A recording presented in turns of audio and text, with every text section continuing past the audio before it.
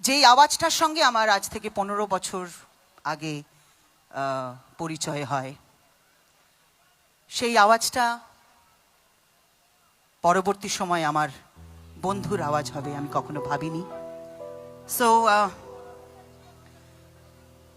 আজকে সারা পৃথিবী যেখানে তাকে শ্রদ্ধা জানাচ্ছে, একজন শিল্পী হিসেবে আমারও দায়িত্ব আমিও তাকে গানে গানে শ্রদ্ধা জানাই।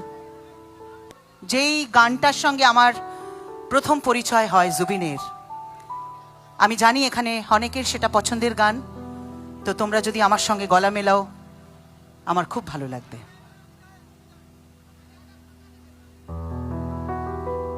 मुझे कुछ पल दे गुर्बत के, फकीर हम तेरी चाहत के, रहे बेचैन दिल कब तक, मिले कुछ पल तो राहत के।